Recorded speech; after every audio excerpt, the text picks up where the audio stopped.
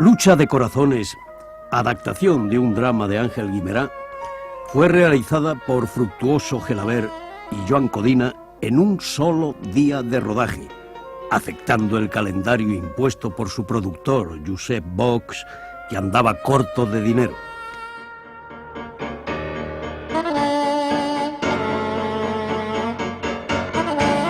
Las prisas y la falta de condiciones para el rodaje de obras perfectas serían características de nuestro cine mudo y convertirían cada película en una aventura de incierto final.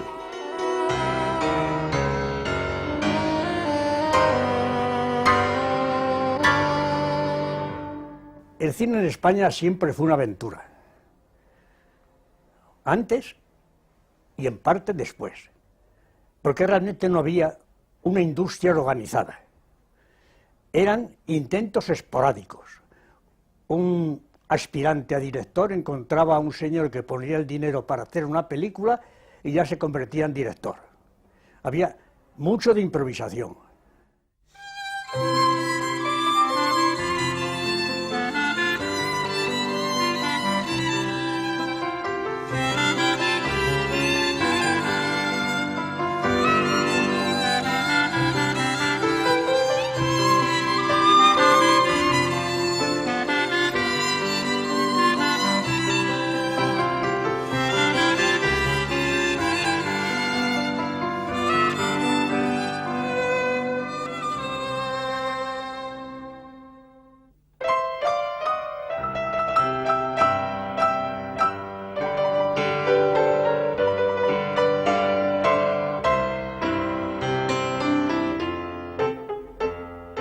La aventura del cine en España se inició en un hotel madrileño el 15 de mayo de 1896.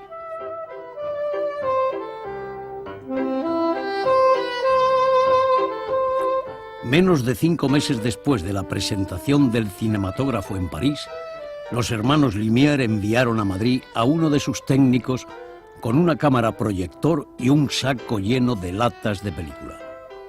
Eugène Promió organizó las primeras sesiones de cine en la capital de España, ofreciendo un programa básicamente idéntico al que ya había sido visto en Londres, Bruselas y Berlín. Pero su demostración del nuevo invento no se limitaría a la proyección de esas mismas cintas, sino que Monsieur Promió rodaría varias películas en Madrid para que su público pudiera contemplar imágenes en movimiento de asuntos locales, como la llegada de los toreros a la plaza o paradas y maniobras militares.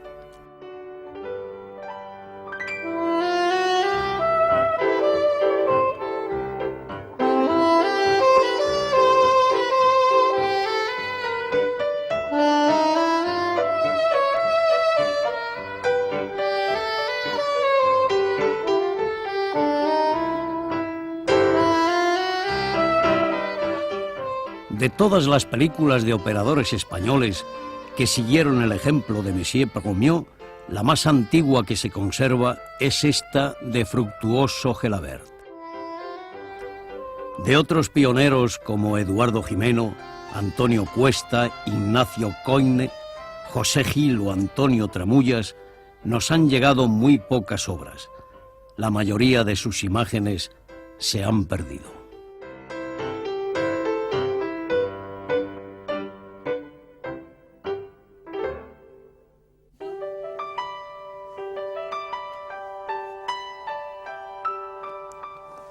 La primera obra de ficción de nuestro cine fue Riña en un café, de Fructuoso Gelabert, una película perdida que su propio autor repitió en 1952. Con ella se iniciaba una larga aventura cinematográfica plagada de dificultades.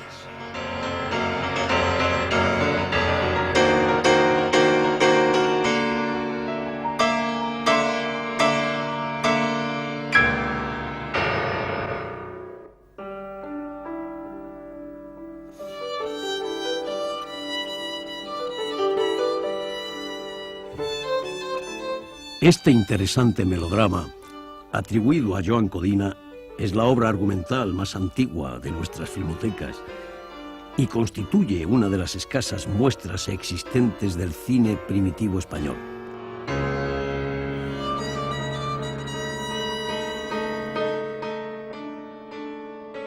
Joan Codina fue uno de los iniciadores en España de la narración dramática con imágenes en movimiento.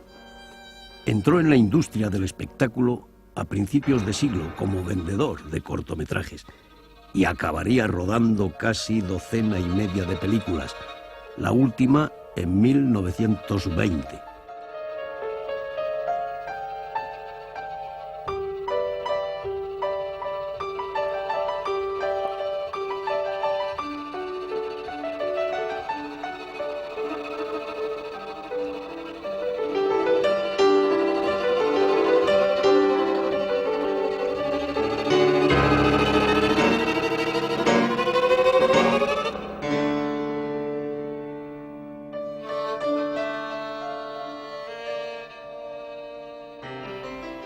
De Fructuoso Gelabert, figura principal y señera entre los pioneros del séptimo arte en España, se conserva mayor cantidad de obras, como esta primera versión de una de nuestras leyendas sentimentales más famosas, La Dolores, en la que Gelabert fue operador y codirector junto a Enrique Jiménez.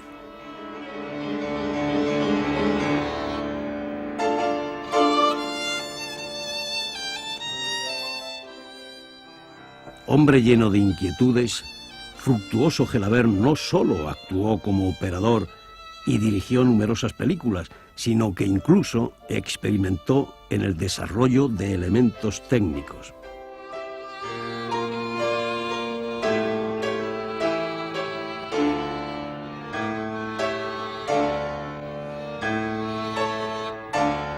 Fructuoso Gelabert fue uno de los primeros pioneros españoles que sacrificó no solamente su dinero, sino incluso, diría yo, su vista, porque era un hombre que tenía tal entusiasmo por el cinematógrafo que incluso llegó él mismo a fabricarse los aparatos de impresión. Esta fue la segunda máquina que hizo de cine, porque la primera, desde luego, casi yo no la recuerdo, era toda de madera. Y todo se lo hacía él. Las ruedas con un pequeño torno era, porque era una máquina de agujerear. Y con ellos daba vueltas y él mismo se hacía los dientes, las piezas de la primera a la última.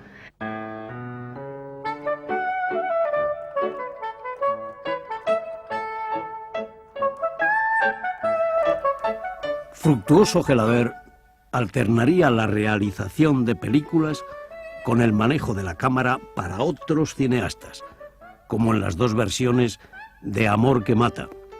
La segunda, dirigida por Codina, alcanzaría un gran éxito. Gelabert se esforzó en fundar compañías productoras y gracias a su asociación con la firma americana Cox, algunas de sus películas se distribuyeron en el extranjero. Pero la aventura de Gelabert en el cine acabaría en 1928 y moriría en 1955, olvidado por la industria que tanto contribuyó a crear.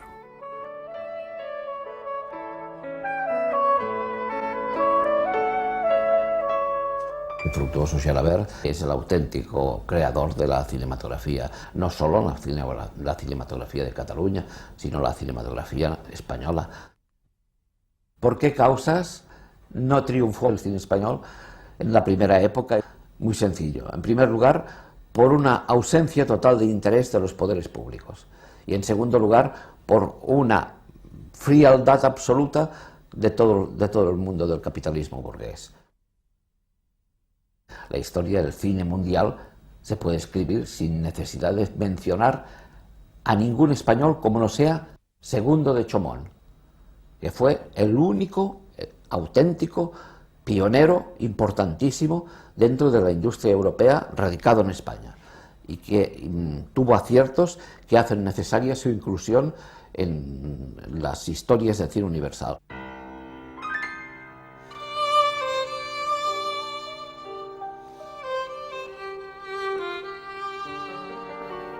Segundo de Chomón tenía 28 años cuando entró a trabajar en los estudios de Méliès. Enseguida se especializó en el coloreado manual de películas pintando fotograma por fotograma, con la ayuda de plantillas e instrumentos de su propia invención.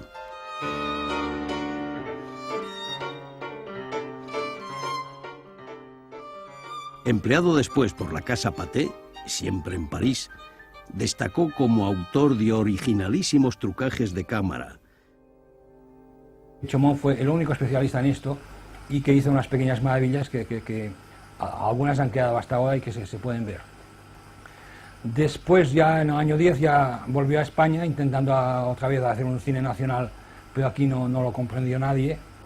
Tuvo sus rencillas y sus fallos con su socio Foster, porque era un capitalista, socio solo quería ganar dinero y nada más, y las cosas fueron mal.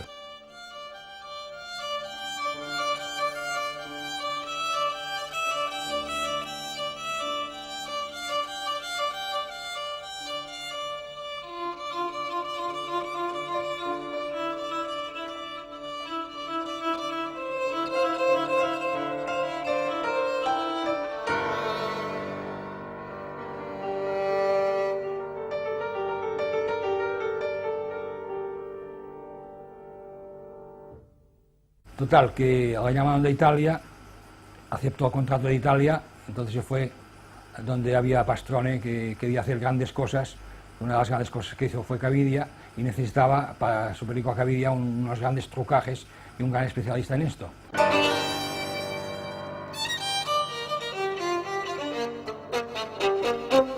Chaumont sintió que se habían agotado las posibilidades creativas de la escuela francesa con sus coloreados y trucajes ingenuos. Además, la ruptura con su socio, Joan Fuster, le hizo comprender que en España nunca podría realizar el cine que llevaba dentro, y marchó a Italia.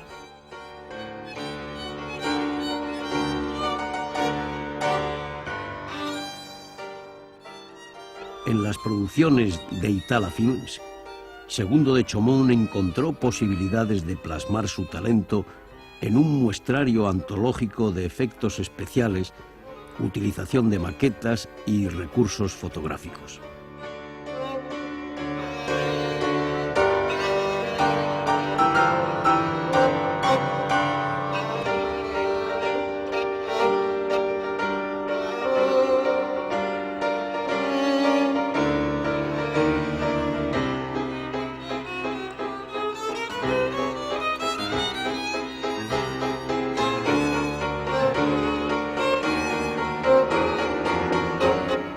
Chaumont continuaría trabajando hasta 1929 en Italia y Francia, donde colaboró en los efectos especiales del Napoleón de Abel Gance, y murió, sin volver a rodar en España.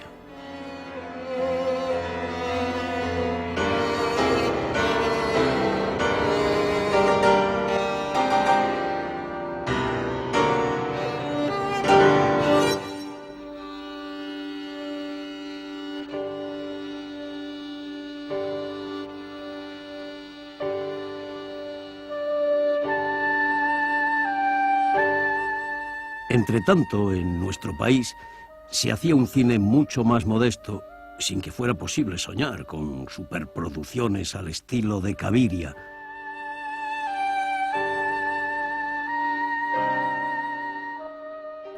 La aventura iniciada por los pioneros tenía continuidad sobre todo en Cataluña, aunque con más voluntad e imaginación que medios.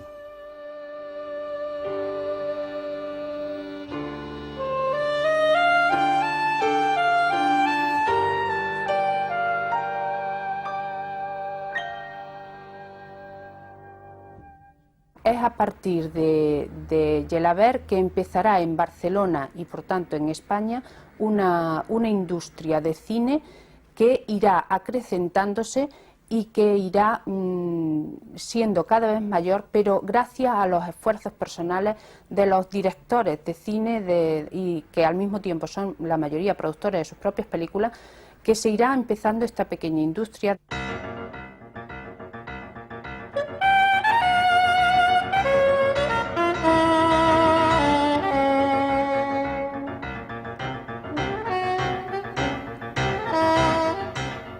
Esta versión de Don Juan Tenorio de Ricardo de Baños sería uno de los grandes éxitos logrados por los estudios catalanes. De ellos surgiría un grupo de jóvenes cineastas como Alberto Marro, Baltasar Abadal o Narciso Cuyás, junto a Joan Codina, pero sobre todos destacan los hermanos Baños, Ricardo como director y Ramón como operador. Baños fue un hombre metido en el ramo que también le interesó mucho, que fue como una especie de un segundo Jalabert. Era un compañero y era un hombre inquieto, y que cuando salía una cámara, él trajo a España la primera Eclair, Baños.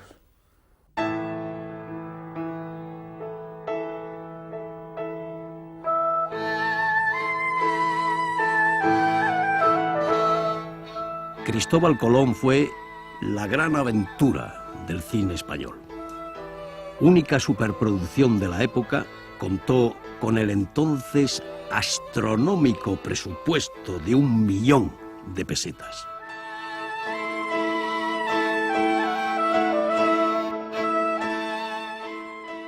La guerra mundial había paralizado los estudios europeos y un grupo de cineastas franceses buscó en Barcelona el lugar idóneo para rodar este drama histórico.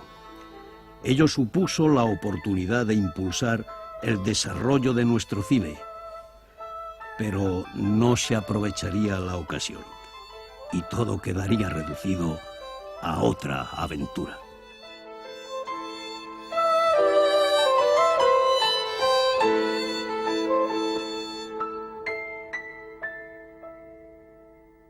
Monsieur Bourgeois portava un regisser que se'n cuidava de preparar-li les coses, i vam llogar molts comparses per fer d'índios, i quan els va tenir allà, no sé d'on, va portar una pintura que va de Sant Veiga, amb un cossi gran, i amb una broxa es va fer despullar tots i els va pintar, vinga, pintar tota aquella gent de color ocre perquè semblessin índios.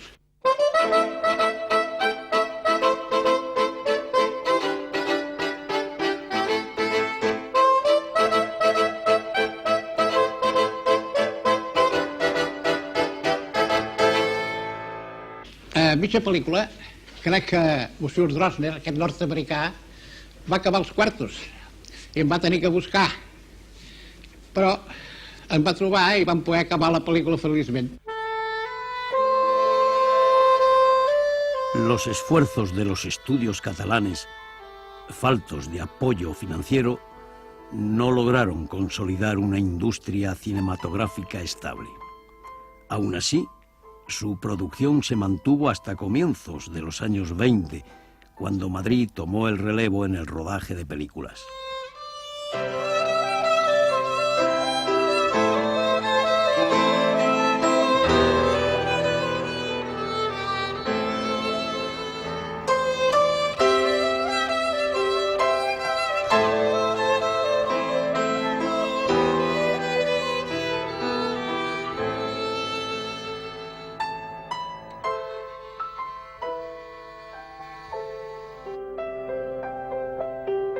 Las ambiciones de los hermanos Baños han quedado como uno de los sueños más fructíferos en la aventura del cine español.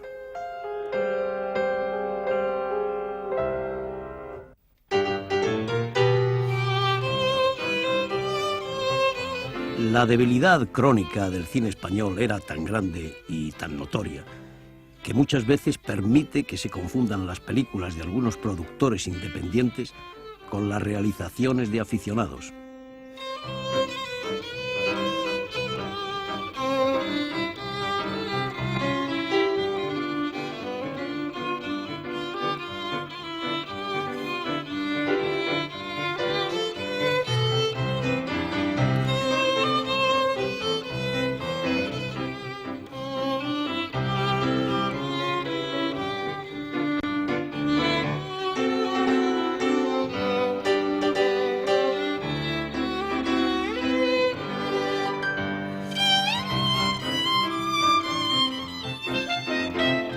Durante los años 20, el cine fue un pasatiempo de moda entre la parte más culta de la burguesía española.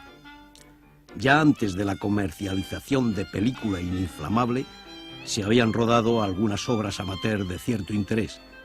Después, la llegada de los llamados formatos estrechos, 9,5 y 16 milímetros, facilitaría la extensión de esta moda. Enseguida empezamos. Y enseguida se nos ocurrió pues hacer argumentos de aquellos clásicos, ¿no? de ladrones y de indios. Acá tenemos películas del año 25 y 26, haciendo la familia y sin guión y sin nada.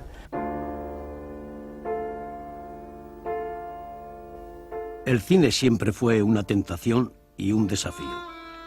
Y en ello hay que buscar la explicación de realizaciones singulares, como estas escenas de la Pasión de Cristo, rodadas porque Arturo Carballo, productor de Condal Films, apostó una paella a que se podía hacer una película en una sola noche.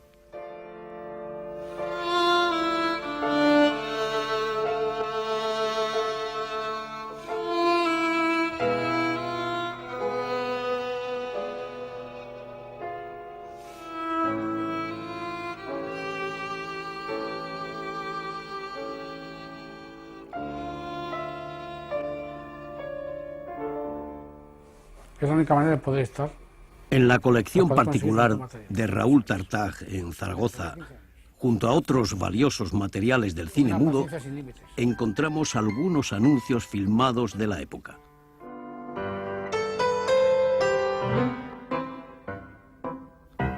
No muy distintas a las filminas actuales, aquellas cintas eran precursoras de otra aventura, la publicidad.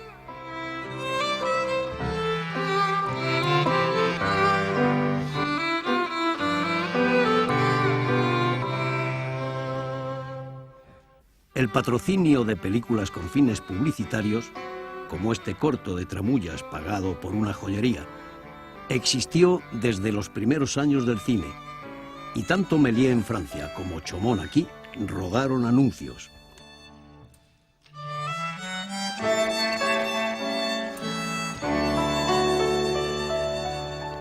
La publicidad seguiría en el futuro caminos menos evidentes para el espectador, pero continuaría presente en las pantallas como una fuente de recursos de los que tan necesitado estuvo siempre nuestro cine.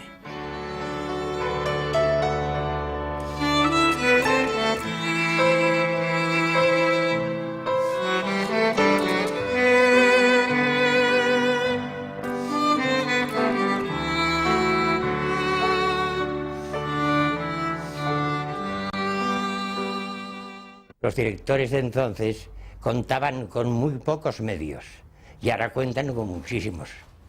Pero había directores de una gran ductilidad, de una gran sensibilidad.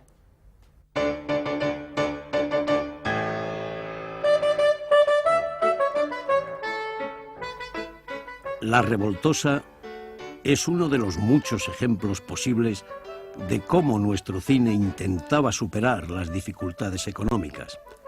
Los actores no cobraban ni un duro, aportando su trabajo en cooperativa. Y el director, Florian Rey, fue sorprendido una noche revelando clandestinamente rollos de película en los laboratorios de la productora Atlántida. El afán por lo imposible formaba parte del espíritu de quienes abrieron los caminos del cine español en unos tiempos de los que apenas queda memoria.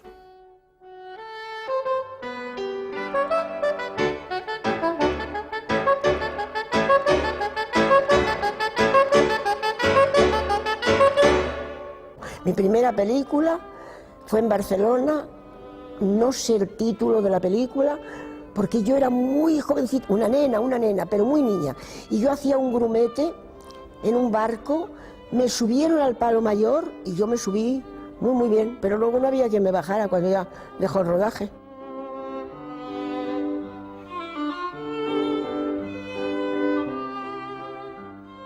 Éramos unos equipos muy compenetrados, muy fraternales, que no había esas cosas de envidia ni de quítate tú para ponerme yo.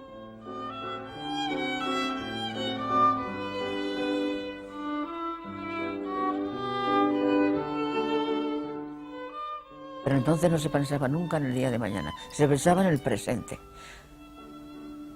Si ganaban mucho dinero, tal como lo ganaban, se lo gastaban.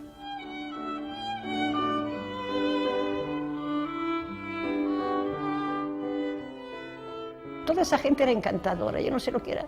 O yo era joven y todo me parecía bonito.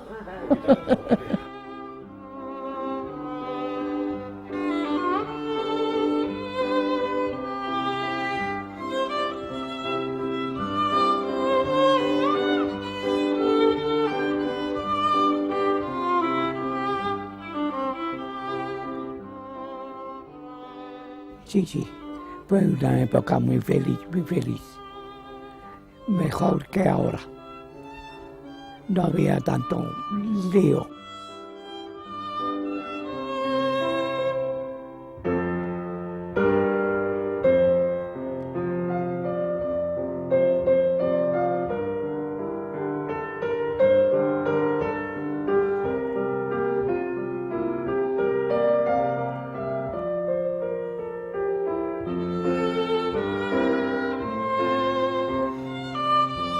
Yo creo que es una aventura hoy también hacer una película, como era entonces, como lo será siempre.